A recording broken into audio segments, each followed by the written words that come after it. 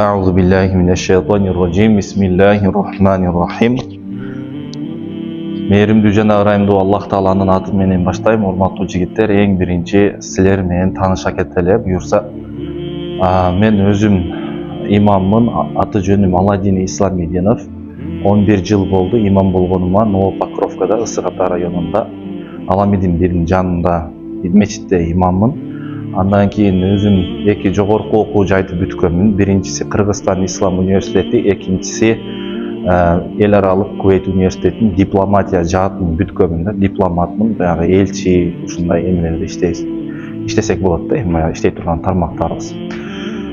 Эми сиздер менен бүгүн, урматтуу достор, адам жашоосундагы мамиле бар го. Мисалы үчүн адамдар менен мамиле кылабыз, Кудай Таала менен мамиле кылабыз. Мисалы үчүн кантип пайгамбар менен мамиле кылыш керек, мына ошол жөнүндө. Жана ошондой эле билимдүүлүк, сабаттуулук боюнча дагы сиздер менен сүйлөшөбүз. Сабаттуулук адамга, жигитке кандай керек?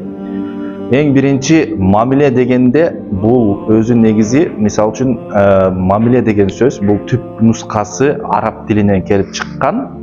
Эми араб тилинен келип чыккан десе, бардык эле сөздөр араб тилинен келгенби деп айта бербейм. Эми кыргыз тилине бир 3000дей сөз кирген да араб тилинен. Ошонун бирөөсү мамиле деген сөз дагы бул араб тилинен келген. Амала деген сөздөн чыгат.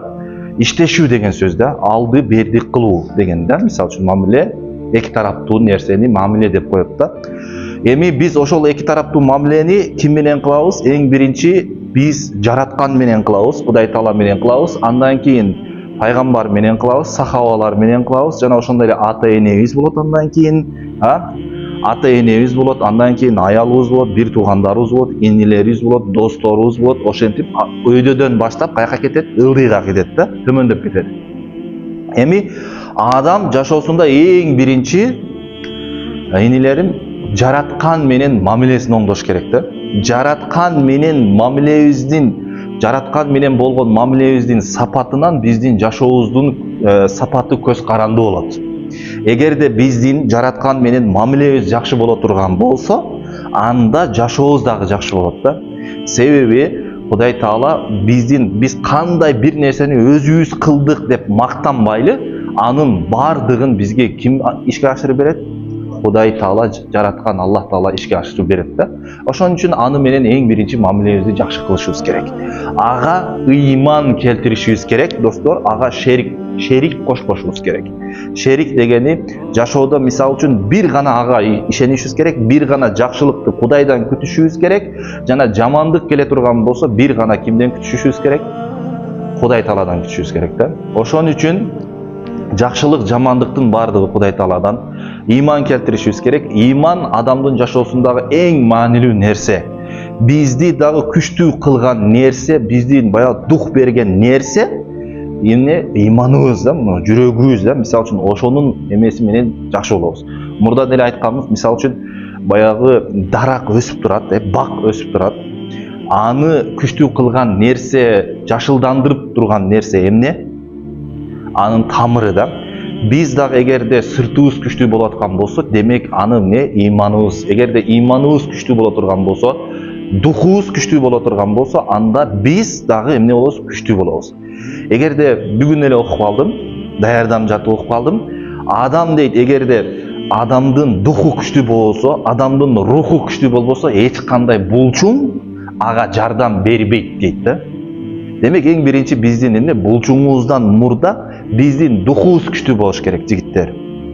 Биздин духубуз, рухубуз, иманыбыз күчтүү боло турган болсо, мына ошондо биз күчтүү болобуз. Дүйнөдө өзү көптөгөн эмелер, оорулар рухтан пайда болот экен. Рухтан пайда болот да. Адамдын руху, иманы, адамдын руху, иманы алсыз боло турган болсо, ал көптөгөн ооруларга чалдыгат экен. Мисалы үчүн, медиктер плацебо, нацебо деген оору бар да. Мындай эме кылып көрүшкөн, эксперимент кылып көрүшкөн. Плацебо, нацебо деген не? Мисалы үчүн, жөн эле бирөө докторга келет экен да, адамдардын психологиясы боюнча рухун текшерип көрөлү деп. Докторга келсе, мен кичинекей бир ооруп, суркоолоп калган адамды эле айтат экен да, сен 2 айдан кийин өлөсүң дейт экен.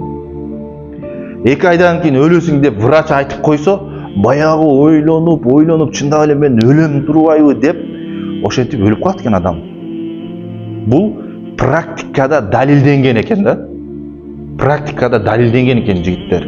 Ал эми бирөөнү аябай катуу ооруп калган адамдычы, өлө турган адамды, жакында өлө турган адам чындап, жок сен өлбөйсүң деп баягы айтпай, өлүмүнү жашырып, жок сен жакшы, сен ооруң өтө оор эмес, сеники жеңил эле деп врачтар айтса, медиктер, баягы адам өлө турган адам жакшы болуп кетет экен да. Көрдүңүздөрбү? Ошон үчүн көптөгөн оорулар каяктан пайда болот? Имансыздыктан, руханият, рухтун алсыздыгынан болот да. Рухтун жогунан, стресс дагы эмнеден болот? Стресс дагы, депрессия дагы эмнеден болот? Адамдын ыйманы алсыздыгынан болот. Дух жоктугунан болот да. Кичинекей сабатсыздыгынан болот. Кичинекей нерсеге кайгыра бересиң. Ыйманың алсыз, ошон үчүн көп ооруга чалдыгат да. Ошон үчүн жигиттер эң биринчи эмнени жараткан менен болгон мамилени, ага болгон ишенимди бекем кылыш керек, ошого катуу ишениш керек. Эң биринчичи. Ошондо силер духовистий болосуңар. Силер могу жоокерлер, силер могу эң биринчи сапта турган силерсиңер да, мындай эркектердин арасындачы, мындайча айткандачы, силер мекен коргогон, мекен сүйүү боюнча, дух көргөзүү боюнча силер алдыдасыңар да. Ошол алдыда болуш үчүн силердин ыйманыңар, жаратканга болгон ыйманыңар күчтүү болуш керек да. Силер ошого ишенетсеңер, адам күчтү каяктан алат негизи? Адам күчтү, бардыгыбыз күчтү каяктан алабыз? Бардыгыбыз күчтү Кудайдан алабыз. Кудайдан алабыз. Ичибизге деле келет. Кээде мисалы үчүн мотивация алып туруп, секирип туруп кетесиң. Бул каяктан? Бул деле Кудайдан. Күчүбүз деле Кудайдан. Мисалы үчүнчү, азыркы жаштыгыбыз деле, азыркы күчүбүз деле, денебиздеги күчүбүз деле кимден? Бул деле Кудайдан. Бардыгы ошонун колунда. Ошон үчүн ага болгон ыйманыңарды бекем кылсаңар, ыйманың күчтүү болсо, сенден духовистий адам чыгат. Анан күнөөкөр адам боло турган болсоңор, күнөө жасап койгон болсоң, мисалы үчүн жүрөгүң оор болуп бара турган болсо, сенден духовистий адам чыкпайт да. Ошон үчүн баатыр адам чыкпайт. Ошон үчүн мурдагы кыргыздын менмин деген кыйын инсандарыны карай турган болсоңуздар, алардын дагы ыймандары күчтүү болгон, алар дагы дин эмесинен келген, дин жаатында динди окуп келишкен. Мисалы үчүн Алипе деген китеп бар, мисалы үчүн Алипе китепти ким жазган? Ишеналы Арабаев жазган, эң биринчи мисалы үчүн атабыз. Ишеналы Арабаев ал 1950-жылдары эмени бүтүп келген, Казанда Ислам университетин бүтүп келген. Мисалы үчүн Исхак Разаков мисалы үчүн атабыз, Исхак Разаков мисалы үчүн бул деле Ташкентте, Өзбекстанда эмеде медреседе окуган мисалы үчүнчү. Ыймандуу болгон Тоголок молдо мисалы үчүн, Тоголок молдо атабыз.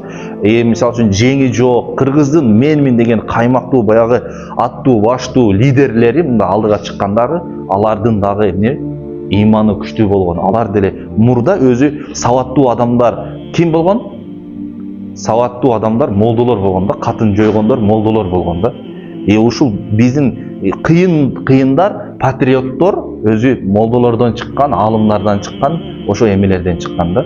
Бардыгын карасаңар, мисалы үчүн ырлары деле, жеңи жоктун ырлары деле, Тоголок молдо, Токтогул Сатылгановдун бардыгынын ырлары, мисалы үчүн окуп келе турган болсоң, шариятка эч бир каршы келе турган жери жок да. Ыймандары аябай сонун. Ошон үчүн эң биринчи биз эмне кылышыбыз керек? Жигиттер, ыйманды бекем кылышыбыз керек. Кудай Таала Куранда айтат: "Код афлахал муъминун", ыймандуулар дейт, момундар дейт, ийгиликке жетти дейт. Ийгиликке жетти дейт. Ийгиликке жетүүнүн максат, ийгиликке жетүүнүн эң биринчи шарты Куранда келиши боюнча бул эмне? Ыйман дейт. "Вала тахину вала тахзану ла'аулауна ин кунтум муъминин" дейт. Силер эме кылбагыла, кайгырбагыла, капаланбагыла, алсыз болбогула. Силер сөзсүз бийик болосуңар эгерде момун болсоңор деп атат. Эгерде ыймандуу болсоңор деп атат. Эгерде ыймандуу боло турган болсок, жаратканга ишене турган болсок, ошондо биз эмне болот экенбиз? Кудай Таала ийгиликке сөзсүз жетесиңер деп атат. Эми жигиттер, андан кийин жараткан менен болгондон кийин, ыйманыбыз жакшы болгондон кийин, андан кийин пайгамбар менен мамиле кылганда, пайгамбарды өзүнүн ордуна коюш керек. Пайгамбарды. Мисалы үчүн пайгамбарыбыз ким? Мухаммад саллаллаху алейхи вассалам. Ал Алланын элчиси жана кулу деп билебиз. Мисалы үчүн акыркы пайгамбар деп билебиз. Ага ыйман келтирдик. Ал Кудай Тааланын динин бизге алып келди. Дин жалаң эле бул дин дегени бир арабтарга келген жок. Мисалы үчүнчү, кээ бирөөлөр айтат, эми дин десе, динди бул арабтарга эле келген да, бизге эмне кереги бар? Арабтын идеологиясы андай мындай дейт да. Жок. Кудай Таала "Ва ма арсалнака илля рахматан лил аламин" деди. Мухаммад, биз сени жалпы аламдарга жөнөттүк деди. Не только элдерге, арабтарга эмес, жалпы элдерге, анан жиндерге жана башка бүт аламга сени пайгамбар кылып, элчи кылып жибердик деп атат. Мээрим катары кылып жөнөттүк дейт да. Мээрим кылып жөнөттүк аламдарга дейт. Ошон үчүн демек пайгамбарыбызга ыйман келтирип, пайгамбарыбыздын аты аталганда эмне деп айтабыз? Азаматтар, саллаллаху алейхи вассалам деп айтабыз, саллаллаху алейхи вассалам. Любой адам, мисалы үчүн дипломатияда дагы этикет бар. Мисалы үчүн этикетте, дипломатический этикетте, дипломатиялык этикетте бирөөнүн атын айта турган болсоң, мисалы үчүн уважаемый депутат деп айтасың, туурабы? Урматтуу депутат, урматтуу господин президент деп айтасың, туурабы? Мисалы үчүн президент деп айтканда дагы аны господин деп, мырза деп туруп, мисалы үчүн любой адамга сый урмат менен кайрыласың. Эмнеге? Аламдарга рахмат болуп келген инсан эмеге, затка биз ага дагы, пайгамбарыбызга дагы эмне? Сый урмат менен кайрылышыбыз керек да. Саллаллаху алейхи вассалам дегени ага Алланын саламдары жана салаваттары болсун дегенде. Салам деген эми Алла Таала салам жеткирсин менин саламды, салаваттары деген мээрими, рахматы, тынчтыгы болсун деген сөз да. Түшүндүңүздөрбү? Демек пайгамбарыбыздын аты аталганда дайыма эмне кылып турат экенбиз? Саллаллаху алейхи вассалам деп айтабыз. Андан кийин жигиттер, андан кийин эң эле андан кийин сахабалар менен, сахабалар дагы дүйнөдө адам пайгамбарыбыздан кийинки эле эң дүйнөдөгү баягы адамзат тарыхындагы эң улук адамдар деп билебиз да. Ыйык адамдар пайгамбарыбыздан кийинки эле. Себеби алар пайгамбарыбызга жардам беришти. Кудай буйрса мына дагы бир аздан кийин балким барып келгениңер бар, Меккеге барып келсеңер, аябай көрөсүңөр алар кандай мээнеттерди кылган. Ушул бизге дин жетип келишине биз ушундай мына Кудай сактасын, уйга сыйынбайбыз, Кудайга шүгүр. Мисалы үчүн же болбосо ирандыктарга окшоп, шияларга окшоп өзүбүздү курмандык чал десе, ал өздөрүнү курмандыкка чалганын түшүнөт. Мисалы үчүн аркаларын арканы бычактар менен уруп өзүнөн кан чыгарат алар. Кан чыгар десе биз эми кой соебуз да, мал соебуз. Алар болсо өздөрүн соет.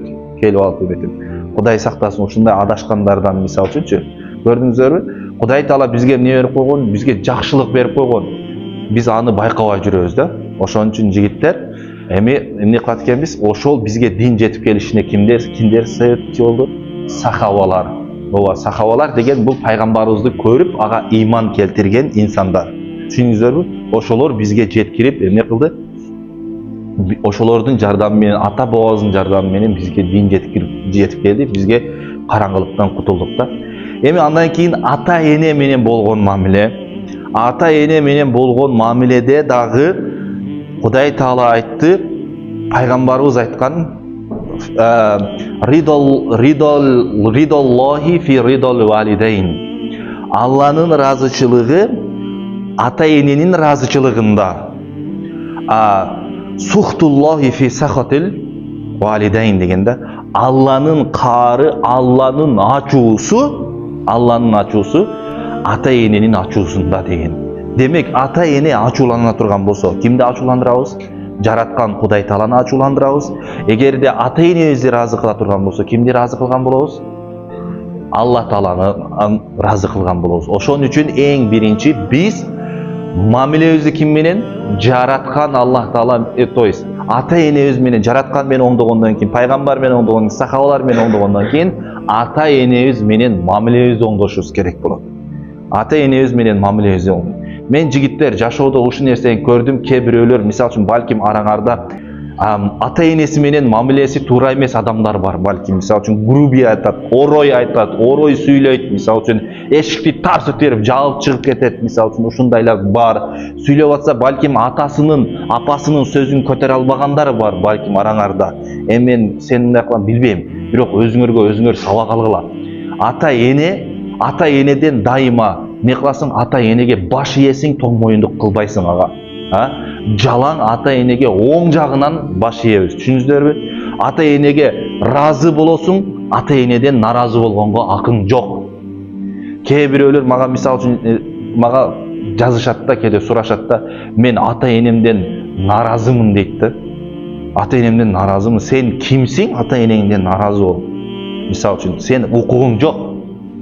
Кудай Таала Кур'ан-ы Каримде айтты: "Ва нишкурни ва анишкурни вали валидайка" dedi. Sen dedi Кудай мага разычылык кыл dedi. Кудайга разычылык билдир, шүгүр кыл, андан кийин ата энеңе разы бол dedi.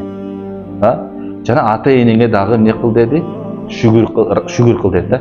Демек, эгерде биз Кудайга шүгүр кылабыз дей турган болсок, эң биринчи ата энебизден дагы разы болушубуз керек. Ата энебизге дагы разы болушубуз керек. Ошон үчүн биздин шүгүрүбүз качан кабыл кылынат Кудай Тааланын алдында? Качан ата энебизден разы болсок. Ата энебизди Кудай Таала бизге бергенине шүгүр кыла турган болсок, ошондо жаратканга кылган шүгүрүбүз кабыл болот, жигиттер. Ата энеге не кылабыз? Ата энеге шүгүр кылабыз. Шүгүр дегени разы болобуз дайыма. Ал ким болбосун, жигиттер? Ал ким болбосун, ата энеге разы болобуз. Эми өзүңөр дагы, жигиттер, келечекте жакшы ата эне болгула. Сабаттуу ата эне болгула. Сабаттуу болгула, жигиттер, өзгөчө. Мен ушул жерден бираз башка темага өтүп кайра келейин. Кээде жашоодо кээ бирөөлөрдү көрөм. Мисалы, бизде кыргызда өзүнүн баласын башка бирөөгө салыштырат, мисалы үчүнчү. Өзүнүн тигин баласын карабайсыңбы, кандай сонун эртеден кечке иштейт, анан тигини кылат, буну аткарат, сен уктайсың, эчтеке кылбайсың, акча таппайсың дейт да. Бирок менде ушундай принцибим бар. Эмне үчүн мен өзүмдүн канымдан, жанымдан жаралган баламды башка бирөөнүн баласынан төмөн коюшум керек. Же болбосо башка бирөөнүн баласын мен эмне үчүн өзүмдүн канымдан, жанымдан жаралган баладан мен мисалы үчүн аны өйдө коюшум керек. Мен үчүн эң мыкты бала менин өзүм балам. Ушундай балдарыңарды дайыма мактагыла, эртең балалуу болсоңорчу. Мына өзүңөр да көрсүң. Эгерде балким ата энеңерден туура эмес ошону көрүп калган болсоңор, мисалы үчүнчү, силерди салыштырган болсо, силерди бир жаман эмете турган болсо, жаман аттар менен аттай турган болсо, сен колундан эчтеке келбейт, сен баары бир сүйлөйсүң да колундан эчтеке келбейт деген болсо, силер ошондон сабак алгыла.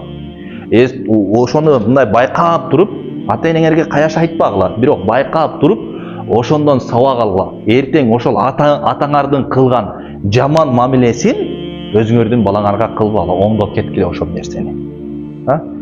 Мисалы үчүн кечирип койгула, кээде бизде бар эле, ушунда силерде дагы айтпайбы, сен бокко жарабайсың дейт. Эчтекеге жарабайсың, колундан эчтеке келбейт деген ата энелер бар. Ошон үчүн эмне болуш керек? Мен баламды, мисалы үчүн балдарымды мактайм. Менин деңиз балам дейм. Деңиз деген эми билесиң, деңиздин астынан көп нерсе чыгат. Мен деңиз балам дейм. Менин илимдүү балам, менин билимдүү балам, менин мыкты балам, менин акылдуу балам, менин гений балам дейм. Мисалы үчүн менин келинчегим баламды бир жаман айта туруп, мышык дейт да, эшек деген десе, мен көрүп туруп ачуум берем. Айтпа, мындай деген укпайын дейм. Бул сөзүңдүчү.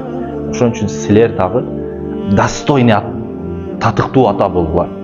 Апаңарга, жигиттер, мына, апаңарга сабаттуу бала болгула. Келинчегиңерге сабаттуу, илимдүү, билимдүү күйөө болгула. Балдарыңарга сабаттуу, илимдүү, билимдүү, аракетчил ата болгула. досторуңарга дагы туура жол көргөзө турган достордон болгула. Октай эле жүрө бермейли. Өткөндө бир жерге бир таныш байкенин үйүнө барып калдым. Мамилеси ушундай сонун экен. Баласы менен келип мага тем салып бер деп калды да. Анан барсам, баласы менен короосунда сүйлөшүп аткан экен. Анан мындай сүйлөшүп калды, мен дагы сүйлөшүүлөрүнө кошулуп калдым да. Байке эмне болду, тынчылыкпы десем, баласы менен сүйлөшүп. Баласы где-то бир 8-класс, 9-класс окуйт да. Эмне болду десем, ушу балам байкуш жаман кыйналып атат да, түнү менен кыйналып чыкты дейт да. Эми силер ооруптур балким дейишиңер мүмкүн да. Анан мен эмне болуптур десем, тиги сүйлөшкөн кызы бар эле дейт да. Сүйлөшкөн кызы менен дейт, баягы мамилесини атасы контролдоп турат экен. Сүйлөшкөн кызыны кадимкидей эмне болуп атат, экөөнүн мамилесини келип атасына айтып берет экен, баласычы. Анан бул атасы контролдоп турат экен да. А баягы сүйлөшкөн кызы болсо ушак кууштурган экен да. Ушак кууштуруп, аны муну бунун үй бүлөсү жөнүндө ушак кууштуруп койгон экен. Атасы айтыптыр, болду. Сүйлөшпөй эле кой ал кыз менен деген экен да. Бул атасын угуп, ошентип тиги кыз менен сүйлөшпөй, түнү менен кыйналып чыгыптыр да. Баягы эме кандай ажырашсаң, мындай айрылышсаң кандай жаман. Ошого эметип түнү менен кыйналып чыкты, байкушум манайы жок азыр дейт да. Эртең менен туруп алып кайра кеңеш сурап атат дейт. Ата, түнү менен кыйналып чыктым, кандай кылсам болот? Кайра сүйлөшө берейинби же сүйлөшпөй эле коеюнбу деп менден сурап атат дейт. Мен айттым, ничего себе дедим, жок, мамилени карасаңар. Кимиңер атаңар менен ушундай мамиле кылып сүйлөшө аласыңар? Барбы? О, сен красавчик, мында бирөө бар экен. Сизде дагы ошондой, экөө бар экен. Кимде ошондой бар? Бирок аз экен да, көрдүңүздөр. Ата менен мамиле ушундай болуш керек да. Ата менен мамиле ушундай болуш керек. Ата сага кадимкидей достой болуп, сага кеңешин берип туруш керек. Ал опытный, мисалы үчүнчү, тажрыйбалуу. Ошон үчүн эртең биз дагы жигиттер ошондой ата бололу. Түшүндүкпү? Сабаттуу, билимдүү, мисалы үчүн. Кээ бирөөлөрдүн балдарын көрүп туруп, мен ушул бала, ушул атага убал эле дейм да. Ушул бала, ушул атага убал эле дейм да. Эмнеге десеңер, өткөндө бирөөнүн баласы ушундай бир жала жабылып, эмеге кетиптир да. Түрмөгө 8 жылга кесип жибериптир. Кесип жиберген экен, эми мага чалды да, эми бир аз жардам бере турган адамдар барбы, эми сиз кандай бир жардам бере аласыз, мыйзамды жакшы билесиз деп кайрылды. Анан мен сурап атпаймынбы, кайсыл айда, кайсыл числодо эме болду эле, түрмөгө кесилди эле, заключение, приговор чыкты эле деп сурасам, айыны билбейт. Өзү бир 5-6 ай өткөн өзүчү. Айыны, числосун, так числосун билбейт. Эми баласы кетип калган. Бул жакта баягы сабатсыз болуп, баласы үчүн эметпей, чуркабай артынан эме кылып, мындай акырын жайбаракат жүрөт да. Мен ошондо баягы балага бооруморду айттым, ушундай бала, мындай атага убал дедим да, мисалы үчүнчү. Эртең силер да балдарыңарды убал кылбагыла. Сөздүн маанисин түшүнүп атасыңар?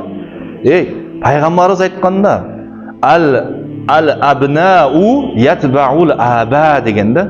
Балдар ата энелерин ээрчейт деген. Атасын ээрчейт. Сен атаңдын сабаттуулугун ээрчейсиң, атаңдын динин ээрчейсиң, атаңдын кругозору сага өтөт. Эртең силердин кругозоруңар, силердин сабаттуулугуңар дагы балдарыңарга өтөт. Мен ушул кичине тамга танып, эми бир аз эме болуп калгандыгым себеби, мындай эми бир аз билим тармагына келип, бир аз өзүмдү өтө билимдүүмүн деп эле айтпайм, эми бир аз башым иштеп калганын себеби атам себепчи да. Атам мектептен келгенден кийин мени кадимкидей үйдө окутат эле, бир нерселерди айтып берет эле, мисалы үчүнчү. Жаш кезимден мага түшүнүк берет эле. Азыр ойлоп көрсөм, эми раматтылык кайтыш болуп кетти. Көрсө, мени сонун кылып тарбиялап койгон экен да. А биз өзүбүз билбейбиз анычы. Ошон үчүн жигиттер Мына мен атам айтат эле да. Атам айтат эле.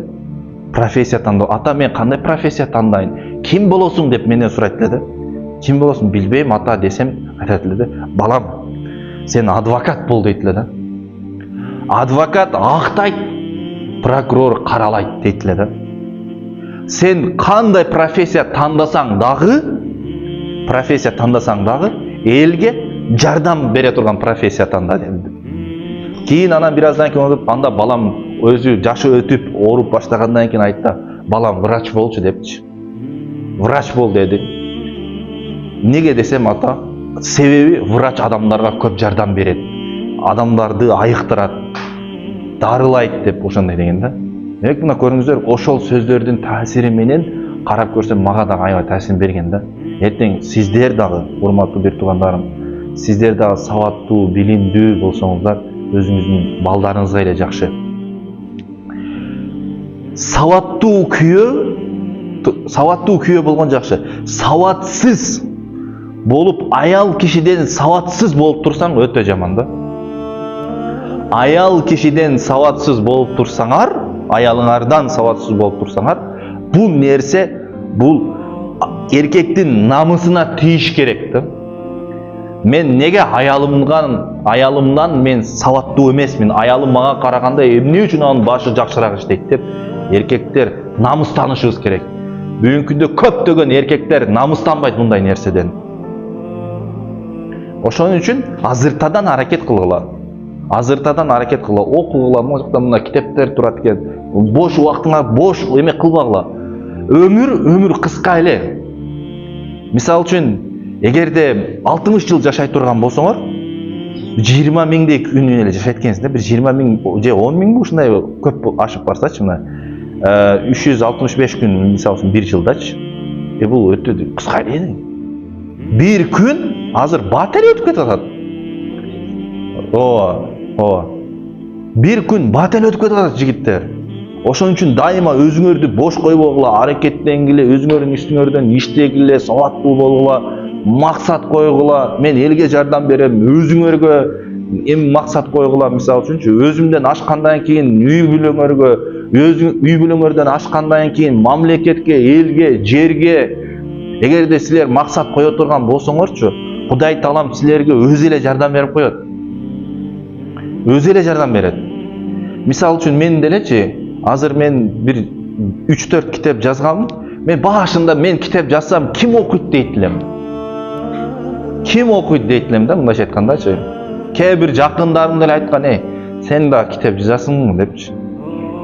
Бирок азыр Кудайга шүгүр, менде мына силерди деле колдой турган инсандар чыгат. Азыр силерде мындай отурасыңар, силерди дүйнөдө колдой турган инсандар толтура 8 миллиард, 9 миллиард адамдын ичиненчи, Кыргызстанда эле канча чыгат мисалы үчүнчү. 7 миллиондун ичинен силерди колдой турган мындай чыгат. Мени мисалы үчүн бүгүнкү күндө Кыргызстандан Кудайга шүгүр колдогон адамдар бар, көп эмес болсо дагы бар.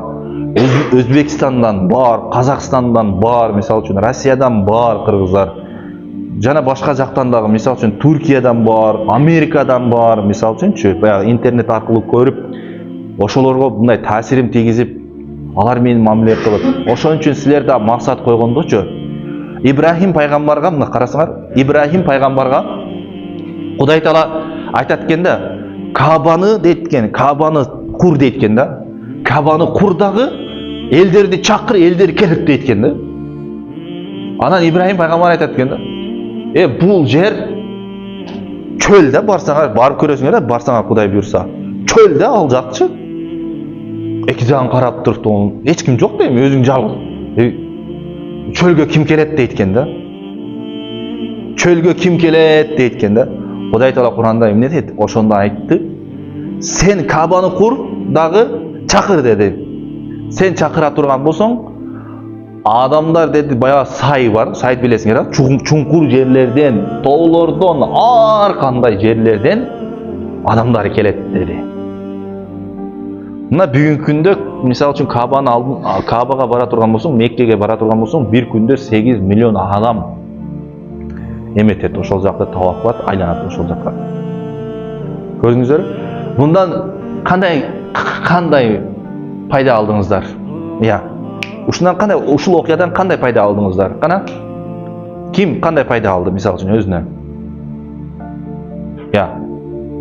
Ким айта алат? То есть башында эчтеке жок эле, себепти кылды. Себепти кылды. Калганын ким ишке ашырды? Кудай Таала ишке ашырды. Көрдүңүздөрбү? Ошон үчүн жашоодо эмне кылыңыздар? Себебин кылыңыздар.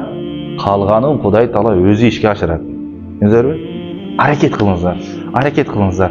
Эң биринчи дейт да, мисалы үчүн, эмелер деле айтат, баягы светтик окумуштуулар деле айтат. Сен дейт бир нерсеге, бир ишке, мага бир иш керек деп отурганыңа караганда, ошол ишке даяр болуп турганың жакшы дейт. Мисал үчүн кандай? Сиз азыр иш керек, иш жок дейсиз. Бирок мен мисал үчүн сизден сурайын. Англис тилин билесизби? Десем жок дейсиз да, көрүңүз. Сиз даяр эмессиз. Сиз ишке даяр эмессиз. Иш бар, бирок сиз ага даяр эмессиз. Англис тилин мыкты билсеңиз, монун толтура иш. Мисал үчүнчү, переводчик болосуз, окутасыз, китеп жазасыз, мисал үчүнчү. Ооба гид болсоңуз болот, мисал үчүн. Мен мисал үчүн мага иш керек, жумуш керек дейм. Араб тилин билесиң десем, же Кытай тилин билесиң десем, айтасыздар, жок дейсиздер. Ошол дейт.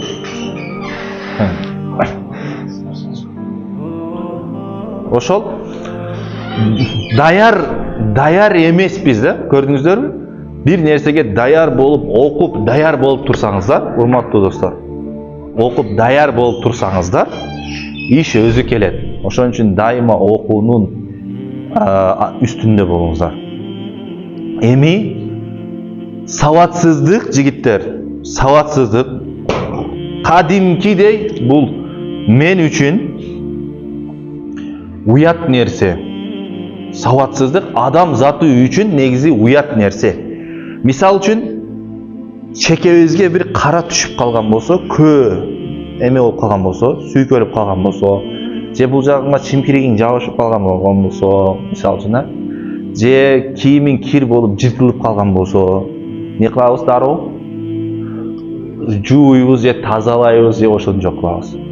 Бирок биздин мээбиз баягы саватсыздык, кругозорубуздун тардыгы ошол сыяктуу эле кеп. Бул кругозорубуздун тардыгы, илимсиздигибиз бул мээбизге жуккан чаңдай эле. Мээбизге жуккан кирдей эле, башыбыздагы кирдей эле.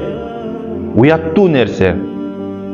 Бирок биз саватсыз болсок дагы, бир нерсеге башыбыз жетпей турган болсо дагы, не кылып жүрөбүз? Өзү кубанып жүрөсүң да. Бир нерсеге, мисал үчүнчү, жигиттер, мен ушундай характерим бар. Бир нерсеге башым жетпеди, мен ошого кычалат болом да.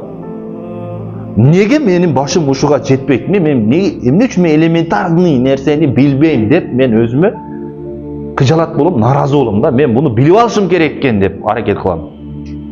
Силер дагы ошондой нерсени өзүңүздөргө киргизиңиздер. Бир нерсени билесиң, изденип. Ман жадда важада дейт да, ким издесе табат дейт. Ким издесе табат. Сиздер дагы издей турган болсоңуздар табасыздар, достор.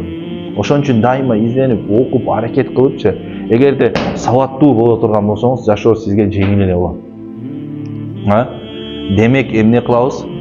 Билимдүүлүгүбүздү арттырабыз, достор. Аракетчил болобуз. Договорились? Келиштикпи? Ооба, аракет кылгыла дайыма кыргыздын жигиттери. Биздин өнө турган, биздин мамлекетибиз, биздин элибиз көтөрүлө турган мезгилге келдик иншалла. Биз өсө турган убакытка келдик уже. Биз башкаларга үлгү болуп, жалаң эле тарыхыбыз менен мактанып койбостон, тарыхыбыз менен биз Манастын урпагыбыз, Семетейдин урпагыбыз, Муну Батырдын урпагыбыз дебестен, биз өзүбүз дагы ата бабаларыбыздай батыр боло турган убактыбыз азыр келди. Илимдүү, билимдүү боло турган убактыбыз келди. Биз любой время адам тарых, шедевр жаратса болот. Кайсыл убакта болсун, азыр деле жаратсак болот шедевр. Бирок эмне кылышыбыз керек? Ошого аракет кылышыбыз керек. Көчүктү көтөрүш керек. Намыска келиш керек. Намыстанбай жүрөбүз, туурабы? Мисалы үчүн, плох тот солдат, который не хочет стать, или плох тот солдат, который не мечтает стать командиром, дейт го.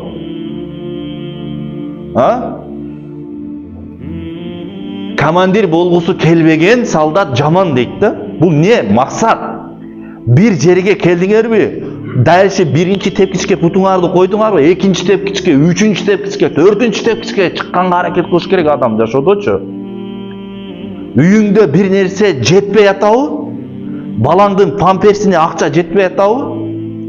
Анда сен келинчегиңе ошо памперсти алып келип бере албадыңбы? Сен намыстан. Намысты күйгүз.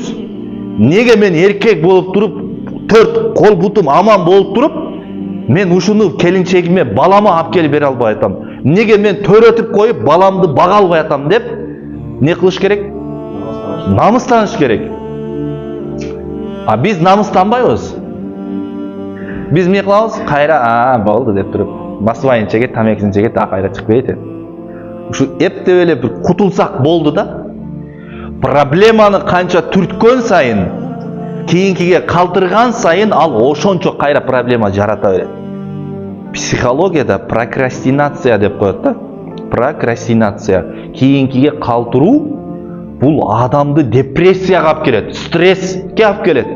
Неге? Бир ишиңди мисалы үчүн кийинкиге калтырдың го. Эме кийин аткарам да дедиң, бул жака койдуң. Кийин аткарам да деп экинчи жумушту алып келип койдуң. Кийин аткарам дедиң дагы үчүнчүсүн алып келип койдуң. Бүгүн кеч болуп калды, эртең аткарам деп толтура ишиң чогулуп калды. Уже сен эмне болуп баштайсың? Сен уже баягы психология жаатында сенга бул жакта мышление формироваться болот да. Мышление калыптанат, ой жүгүртүң, баары бир мен ишке ашырбайт экенмин да. Андан көрө тынч эле жүрөйүнчү дейсиң да. Ошон үчүн ишиңерди дароо аткарып үйрөнгүлө. Дароо аткарып, убагында аткарып. Жигиттер, ден соолугуңар бар, ден соолук. Пайгамбарыбыз айтат да: "Ни'матан мағбунун фихима касирун минан нас." Эки жакшылык бар, эки неамат бар, эки жакшылык, Кудай берген эки кут бар. Ошол экөөсүнө көптөгөн адамдар кадырына жетпейт дейт. Ас-сиххату вал фарах.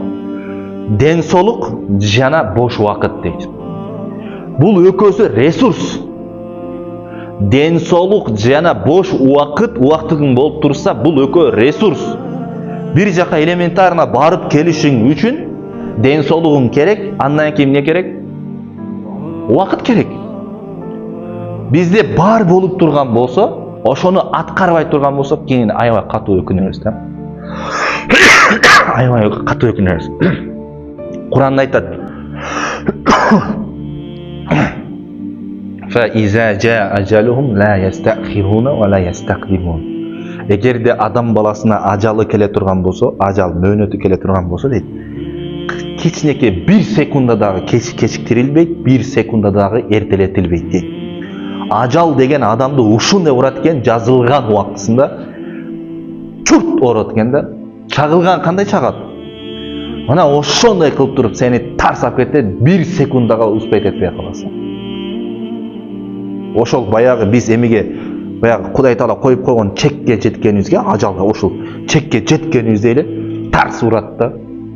Ошон үчүн ошого жеткенге чейин жигиттер, тарыхта канчалаган буга чейин дейт, Нух пайгамбардын доорунда эле канча бир 5 миллиард же 6 миллиард ушундай бир адамдарды Кудай Таала суунун астына чөктүрүп жиберген, топон сугачы. Ошондо да канча миллиард деп атат. Канчалаган миллиардтаган адамдар бул дүйнөгө келет. Бирок просто эчтеке кылбай, ал бир кумурска сыяктуу болуп, биз кумурсканы байкабайбыз го, мисалы үчүн жашаганын. Ошондой эле байкалбастан ал бул дүйнөдөн кетип калат да. Биз эмне кылыш керек? Тарых жаратышыбыз керек. Биз кыргыздар үйдө отуруп алып эле Erkek kişini komfort emetет, komforттон чыгыш керек. Аракет кыл. Өзүңөрдү комфортко таштабагыла. Мен мисалы үчүн бир аз комфортко түшүп калдым эле. Комфортко түшүп калдым. Ишенсеңер бар го, бул жалкоолук адамдын душманы, эркектин душманы жалкоолук, эркектин душманы. Жалкоолукту талак бериш керек. Жалкоолукка талак бериш керек. Өзүңөрдү азыртадан ушул арык кезиңерде, күчкө толуп турган кезиңерде таштап койбогула. Дайыма бир жумушуңар бүтүрүңөр, бир жумушуңар. Тайм менеджмент деген бар го. Тайм менеджмент убактыңарды расписание алып, тартиптештеп, эрте менен турганда моун кылам, мончода моун кылам, мончода моун кылам, мончода моун кылам депчи. Бардыгын тартиптештирип эметсе, 1 жыл, 2 жылда силер мощный результат көргөзөсүңөр. Мощный результат көргөзөсүңөр. Тартип менен жашаганды үйрөнүш керек да.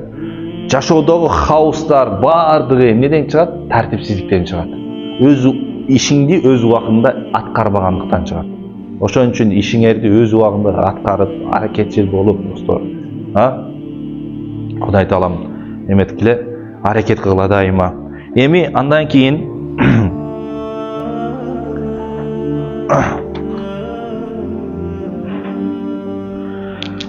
урматтуу достор,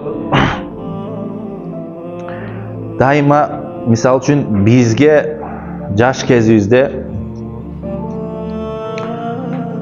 азыр биз баягы переходный возрасттан өтүп калдык азыр да? Өтүп калдык. Эми биз баягы шайтан бизге 3 жол аркылуу келеткен да. Адамдарга шайтан 3 жол аркылуу келеткен. Биринчиси текебердик аркылуу. Текебердик деген бул бой көтөрүү. Адам бой көтөрөсүң го, кыйынсынуу. Өзүңдү башка бирөөлөрдөн өйдө тутуу, өйдө деп саноо. Мына биз ушул текебердени баштаганыбызда эмне болот экен? Шайтан биз ошол кирет экен да. Шайтан ошол эшик аркылуу бизге кирет экен да. Сен аябай кыйынсың. Сенден өткөн кыйын жок. Сен билимдүүсүң. Сен эметпей эле кой. Биз бой көтөрдүкпү? Окубай эле койчу. Эмне кыласың? Сен баарын билесиң, ансыз эле билесиң дейт да. Окубай эле койчу дейт. Окубай эле койчу дейт. Анан шайтан ошол текебердик аркылуу көптөгөн аалымдарды дагы, көптөгөн олия болуп жүргөн заттарды дагы кээде шайтан ошол текебердик аркылуу эмне кылып койгон, чыны туура жолдон адаштырып койгон. Туура жолдон адаштырып койгон. Текебердик, бой көтөрүү, өзүңөрдү башка бирөөлөрдөн кыйын санаганды, эгерде ошондой сапаттар боло турган болсо, бул нерседен арылыш керек. Андан кийин экинчи шайтан кире турган нерсе хасад деп коет, көрө албастык, ичи тардык. Бизде тилекке каршы ушул нерселер өсүп кеткен. Көрө албастык бизде бар. Көбүнчөсү көрө албастыкты дагы бизге жакын адамдарыбыз жасайт. Жакын адамдарыбыз жасайт. Бизде кээде мисалы үчүн эмеди бар, өсөйүн десе бир кыргыз, өстүрбөйт аны 1000 кыргыз. Биз өсүп бараткан адамдын бутунан тартабыз. Ылдыйга тартабыз. Ошон үчүн араңардан бирөө эгерде чыга турган болсо, колдош керек. Аны мен сыймыктаныш керек. Давай, аракетин кыл депчи. Неге? Өсүп атат. Эмне үчүн мен колдошум керек? Биринчиден мусулман, экинчиден кыргыз. Кыргызды колдош керек. Деп туруп аны колдош керек, көрө албастык кылбаш керек. Бир кишиден сураган экен да. 1000 силер как будто бир 1000 киши бар экен да. Неге силер бардыгыңар генийсиңер, акылдуусуңар деген экен да. Сураса айткан экен, биз бардыгыбыз гений эмеспиз, биз бардыгыбыз акылдуу эмеспиз деген экен да. Мунун сыры эмнеде десе, биздин арабызда бир гений бар, акылдуу адам бар. Биз ошону угабыз, ошону башчы кылып койгонбуз. Ошон үчүн как будто биз бардыгыбыз, миңибиз дагы акылдуудайбыз деген экен да. Көрдүңөрбү? Бизде тескерисинче бир далбоепту коюп алып алдыга. Мая сөздү ток этерчени айтпасаң, эметебиз. bir akmakты көкмейini далбоёпту коюп алабыз дагы. Бияктан не кылып сындап отура беребиз да. Муну да кылсаң болбойт беле, муну да кылсаң болбойт беле деп сындап отура бересиң да. Туура айтамбы? Ооба. Ошон үчүн эмне кылыш керек? Биринчи силер эмнеге мындай эмесиңер десе айткан экен да. Ошо биз бир генийди коюп койгонбуз, как будто бардыгыбыз акылдуудайбыз деген экен да. Ошон үчүн көрө албастык кылбай, эгерде бир акылдуу адам чыга турган болсо, анын аркасынан эришиш керек. Колдоо көргөзүш керек. Анын акылынан үйрөнүш керек, ичтаардык кылыш керек жок. Менин алхамдулилла менде деле ушундай сапатым бар. Мага бир жаш бала деле илим берсе, билим бир акылдуу нерсе берсе, сабак бере турган болсо, мен ошо пайда акыл үйрөтө турган болсо, мен ошондон алам. Ошол сыпатты киргизгилесилер. И менден дагы жашы чоң байкелер келип алып окуп атат. Окуйт. Мен кичинекейлер, өзүмдүн кичинекейлерден деле окуйм. Бир күн балам дайыма жатып алып тамак жесе, баламды айтам да, туруп алып тамак же дейм да. Анан бир күн өзүм байкабай эметип, жатып алып мороженое алып келген экен да, балмузак алып келген экен, балмузак жатып алып эле ачып, мындай жейин десем, ата туруп жесеңиз дейт да. Ата туруп жесеңиз дейт. Дедиле. Байым сразу балаңа ачуун келип кетейин дейт да. Турабы, сен кимсиң акыл үйрөтөйүн депчи. Акыл үйрөтөсүң деп айтайын деп буяка келди ичимден. Айттым, кой, бул туура айтып атат. Мен өзүм буга айтып, эми өзүм аткарбай турган болсом не болот? Жаман болот. Деп туруп, ордумдан туруп, баламдын айтканын угуп, ошону мен мороженени туруп жедим. Көрдүңөр? Бирөө чыныгы адамгерчиликтүү адам ким?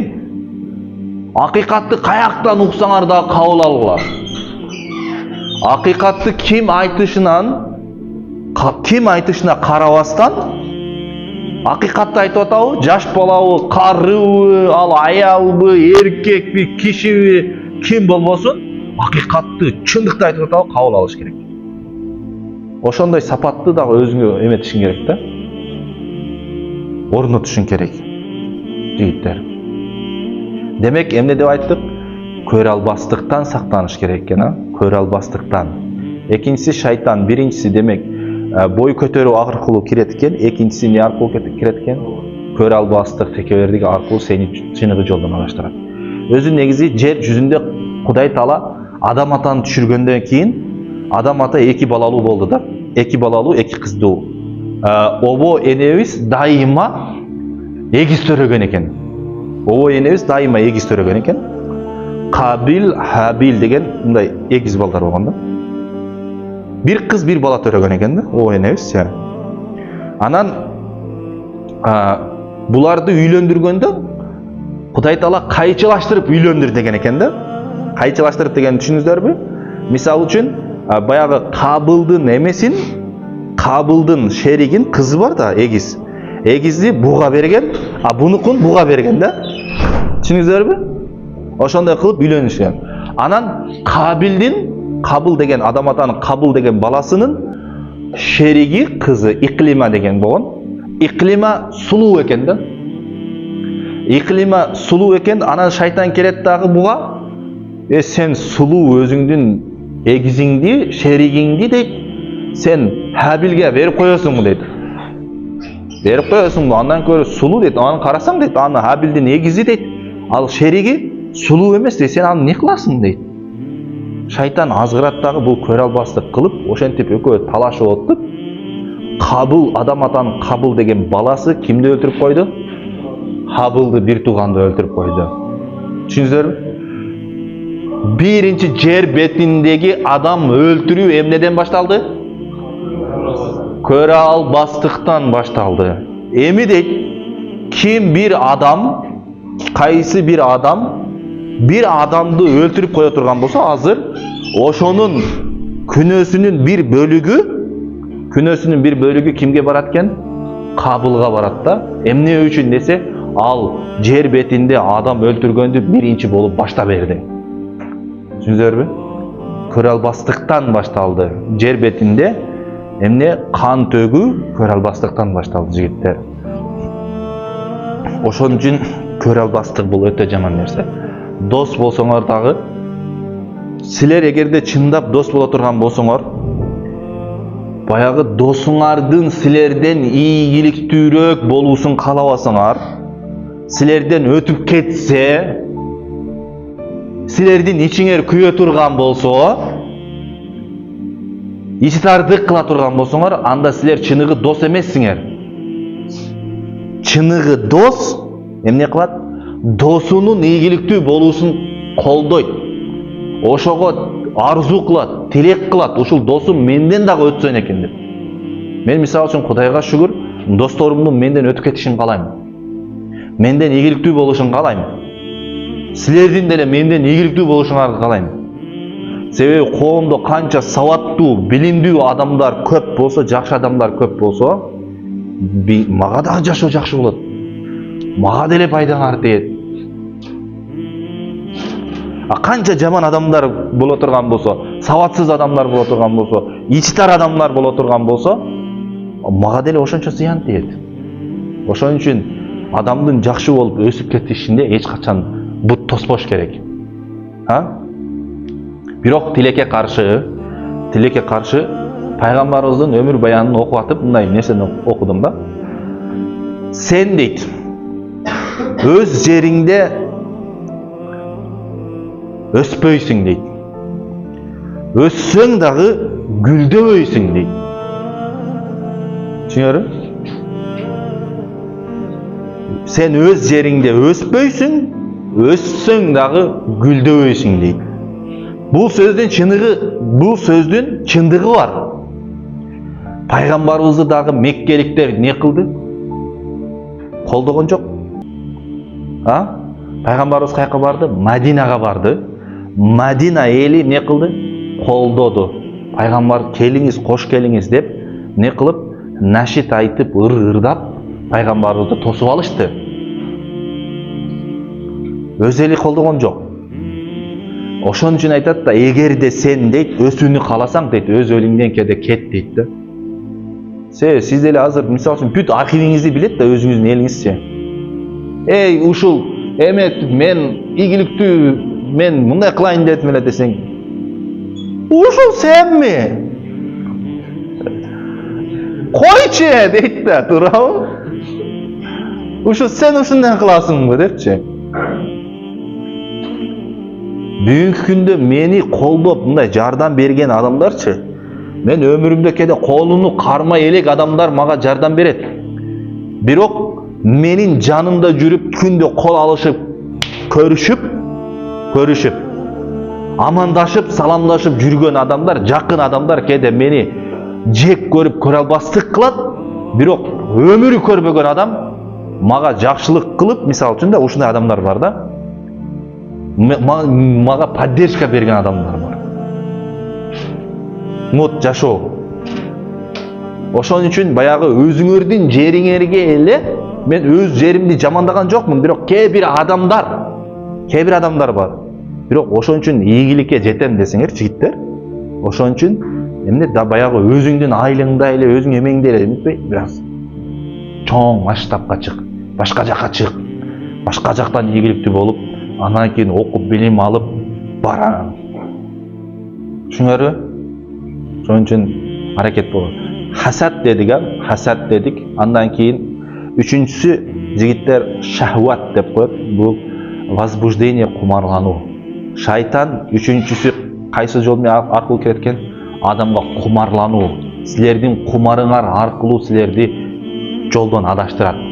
Жолдон адаштырганга аракет кылат. Мисалы, ушул нерсеге Кудайым бардыңарды сактаган болсун, азыркы заманда бардыгыбызды сактасын. Шахват деген бул кумар дайыма адамды адаштырып, бүгүнкү күндө көп адамдар бар, көп эркектер бар. Аябай сонун таланты бар. Бирок баягы аялдык белгиси үчүн, кагазга ороп айтайын, аялдык белгиси үчүн жанын берип өлүп кетет да. Сөздүн мааниsin түшүнүп атасыңарбы? аялдарга зынага, ойноштукка берилип кеткендиктен ал эркекти коомчулук тааныбай жүрөт, коомчулукка кызмат кылбай жүрөт. Сонун таланты бар, сонун мээси бар, сонун иштерди аткарып коет, бирок кылган иши эртеден кечке аялдардын аркасынан, кыздардын аркасынан чуркап, баягы жаман жолдо жүрүш, да? Иш кылган иши ошол. Ошон үчүн ушул нерседен этият болгула. Эркекти ийгиликсиздикке алып келе турган бир нерсе бул ошол баягы аялдарга берилип кетүү да. Дегени эми баягы никесинде эмес аялдарга берилип кетүү. Ошон үчүн бир нерседен сактангыла жигиттер. Же болбосо эртерээк үйлөнгүлө. Эртерээк үйлөнгүлө дагы, эмне дейт го? Баягы Достоевский айткан эле да. Достоевский айтат, эркек дейт 30 жашка, 35 жашка кирсе дагы үйлөнбөй турган болсо, ал мальчишка бойдон калат дейт. Көрдүңбү? Мальчишка бойдон калат дейт да. Кичинекей бала болуп калат да, балакай деп коёт кыргызча. Үйлөнбөгөн ал 35 жашка кирсе дагы балакай бойдон калат. Ошон үчүн канча эртерээк үйлөнсөңөр, эми баягы өзүңөрдүн теңээрди таап, сүйгөнүңөрдү таап, эртерээк үйлөнө турган болсоңор, силер жашоодо көп нерсени түшүнөсүңөр. Ийгиликтүүлүк ошол үй бүлө куруудан башталат негизичи. Эртең балаң төрөлөт, дегенде сен атасы памперс алып келиң дегенде анан ойлоно баштайсың, чуркай баштайсың. Көрсөлөр, анан досторуңа баягы бекер эле убактыңды ала турган досторуңа убакыт бөлбөй каласың да. Анан кое турчу, жүрчү бери десе, жок, мен балама памперс алып келейинчи, буну алып келейинчи, тигини алып келейинчи, кийим алып берейинчи деп туруп, сен олуттуу жашоо менен не болуп каласың? Алек болуп каласың. Түшүнүктүүбү? Ошон үчүн жигиттер эң биринчи ушул аялдарга берилгенден сактагыла. Демек, шайтан адамга канча жол аркылуу келет экен? 3 жол аркылуу келет экен. Биринчиси текебердик, экинчиси көрө албастык, үчүнчүсү кумар аркылуу. Адаштыр. Шайтандын функциясы, достор, 24 саат шайтан работает 24 часа в сутки. Шайтан 24 саат иштейт. Сен уктайсың, турасың, эметесиң, шайтандын эле кызматы ушу бирдемке кылып сени бактысыз кылыш керек, сени адаштырыш керек, сени сага күнөө кылыш керек, сени аягында ыймансыз кылып өлтүрсө, сен ыймансыз болуп өлсөң, тозокто ага партиялаш болосуң да. Өзүнүн командасын көбөйтсө, анын максаты ошол да. Ошон үчүн дайыма силер эмне кылгыла? Ушул нерселерге каршы иштеп аракет кылгыла. Макулбу? Иншалла. Келебиз. Анда Кудай таалам бардыңарга ийгилик берсин, достор. Бул записти өчүп кое берсеңиз да болот. Эми